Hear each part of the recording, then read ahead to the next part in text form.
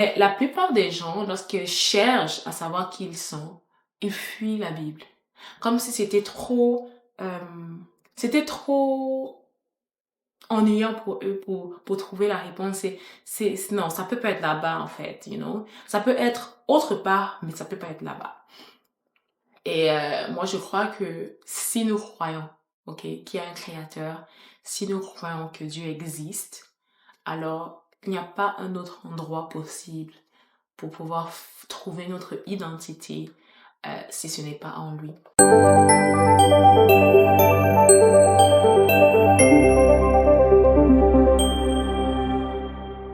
Alors bonjour, et je suis encore de retour avec vous et aujourd'hui je vais parler avec vous, discuter avec vous. Vraiment c'est une discussion, c'est vrai que j'ai mes notes, just, you know, pour être continuellement aligné à ce que je dis, mais on va discuter de la crise identitaire.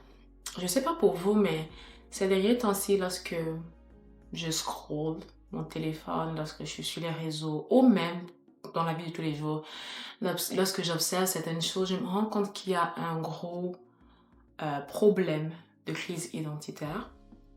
Je vous avoue que moi aussi, j'ai eu à traverser ce problème de crise identitaire. Le but est, comme vous l'avez vu, de vivre pour Christ. Et lorsque tu veux vivre pour Christ, tu veux te rassurer en fait que tu es où en fait il t'attend à être. Mais lorsque tu te rends compte que tu sais pas qui tu es, tu commences à envier certaines personnes. Tu te dis que peut-être ce serait mieux si tu es comme ces personnes. Tu te cherches. J'ai entendu beaucoup ce mot-là. Je me cherche. Et beaucoup de personnes, en se cherchant, ils sont tombés dans, ils sont tombés dans des choses dans lesquelles ils n'étaient pas censés tomber. Euh, J'écoutais le témoignage d'une jeune fille qui est aujourd'hui chrétienne, elle est même servante de Dieu, qui expliquait que voilà, elle se cherchait. Et en se cherchant, en cherchant à savoir qui elle est, elle a tapé sur Google. Et you know, sometimes Google is not good for everything, guys. Parfois, Google n'est pas bien pour toute chose. Donc, elle a tapé sur Google et finalement, elle est tombée sur des choses comme l'astrologie, you know, aller consulter, on les appelle comment encore là? Les voyants, on les appelle comment?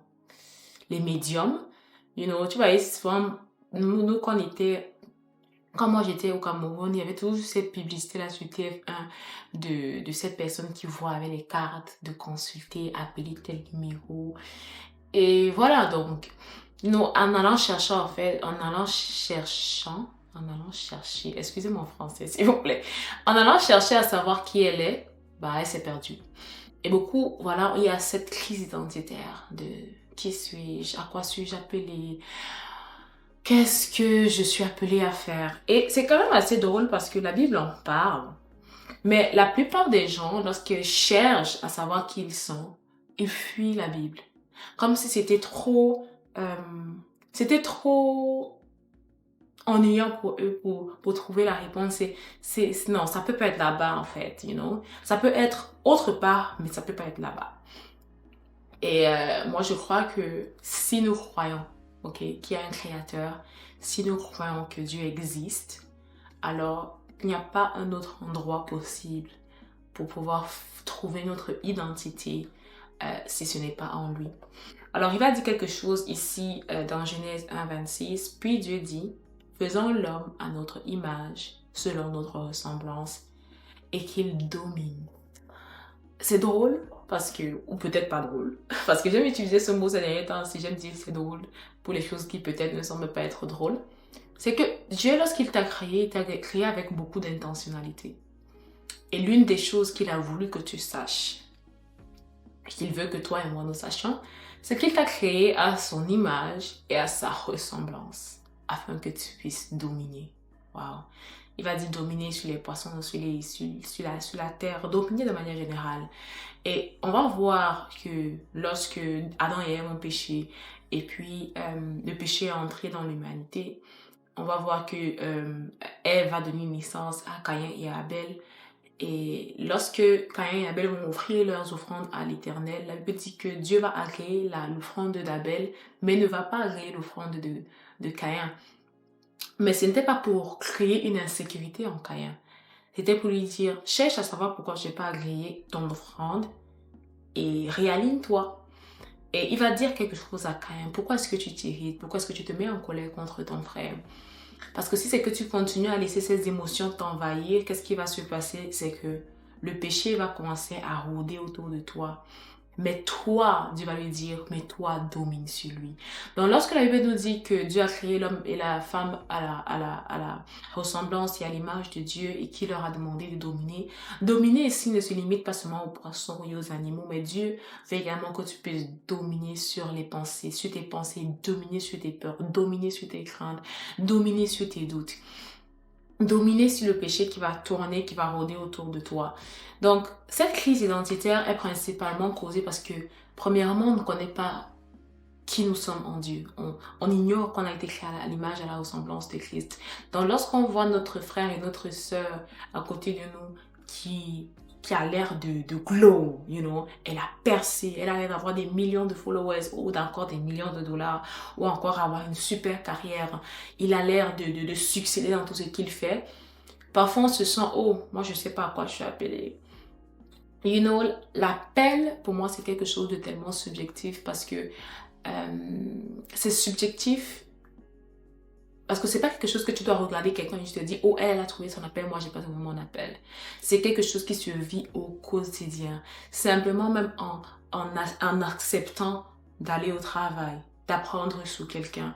Tu te découvres, tu explores les talents cachés en toi, tu découvres ce que Dieu a mis en toi et tu es capable également de t'aligner en fait et de trouver ce pourquoi tu es fait. Je vous ai dit dans ma précédente vidéo que j'ai 2 bachelors.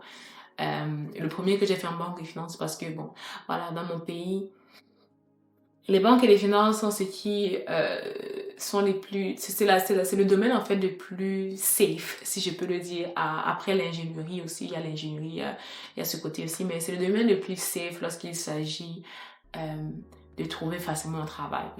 Si je fais communication, peut-être dans mon pays, c'est pas le meilleur domaine si je veux trouver du travail, mais si tu fais banque et finance, tu as quand même pas mal de chance. Et je vais faire banque et finance, mais en réalité, j'aimais pas ça, you know. Et aujourd'hui, je fais communication et j'aime ça. Et je me suis trouvée, ça passe pas en tapant sur Google qu'est-ce que je suis bonne à faire, mais tout simplement en regardant en moi. J'aime parler, j'aime communiquer, j'aime conseiller.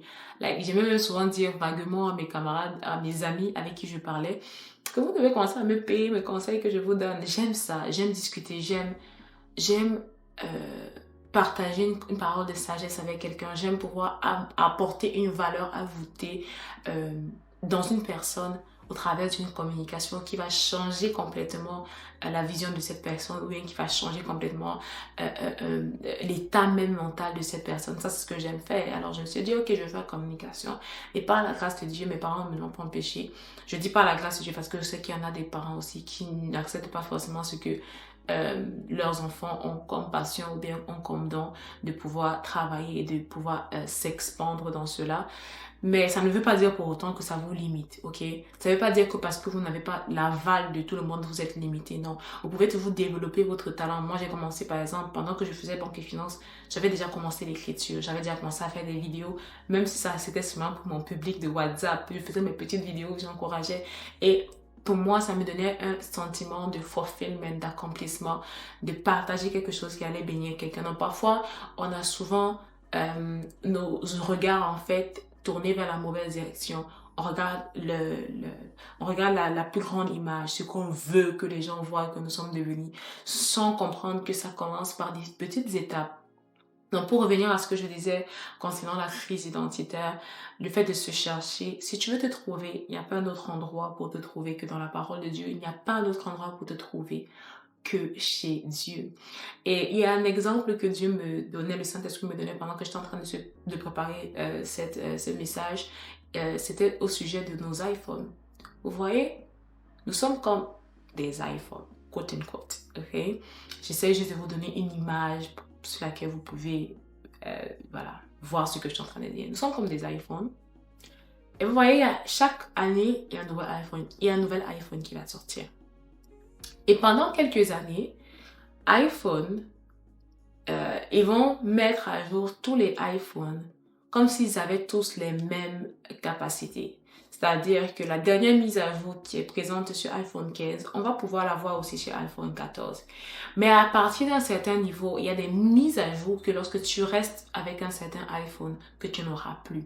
Par exemple, iPhone 8, iPhone 7, iPhone peut-être 11 n'a pas les mêmes mises à jour que iPhone 14 ou iPhone 15. Et pour avoir cette mise à jour, il est important qu'on soit connecté à la source, qui est celui ou ceux qui ont créé l'iPhone. C'est eux qui permettent cette mise à jour. C'est eux qui décident s'il y aura une mise à jour. Donc, je peux être celui qui est le propriétaire de l'iPhone. Je peux l'avoir dans mes mains, mais c'est pas moi qui détermine les mises à jour qui seront mises dessus.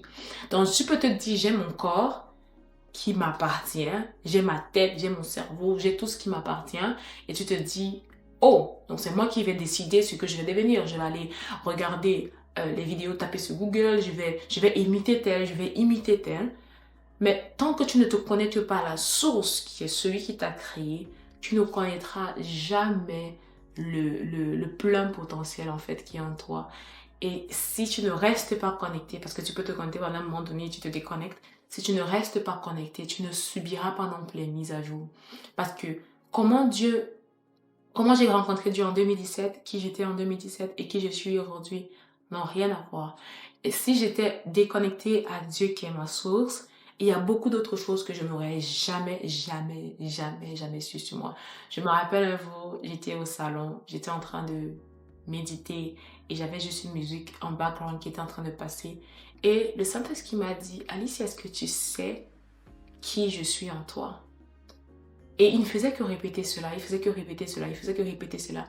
Et au fur et à mesure qu'il ne faisait que le répéter, je me suis mise à pleurer parce que je me suis rendu compte que il n'y a aucun moyen que dans mon petit cerveau que je puisse réellement, complètement comprendre la grandeur de ce à quoi Dieu m'appelle, même dans les toutes petites choses de la vie. You know? Donc voilà, c'est ce que je voulais partager avec toi. Crise identitaire, c'est un gros problème et qui a une solution. Tout simplement se reconnecter à Dieu. J'avais écrit beaucoup de choses, mais comme je vous ai dit, cette année, je vais vraiment faire les choses beaucoup plus simples. Je peux vous donner vite fait... Non, je pense que je vais tout simplement laisser ça comme ça. Et peut-être dans une autre vidéo, on continuera à parler de ce sujet si ça vous intéresse. Ou peut-être je vais juste continuer que ça vous intéresse ou pas. Parce que comme je l'ai dit, je pense que mes vidéos ne sont pas faites pour tout le monde et qu'il y a des personnes à qui elles sont destinées et pour qui ce sont des réponses. Donc voilà, on va s'arrêter aujourd'hui et j'espère que ça vous a béni, que Dieu vous bénisse abondamment et bonne journée à vous.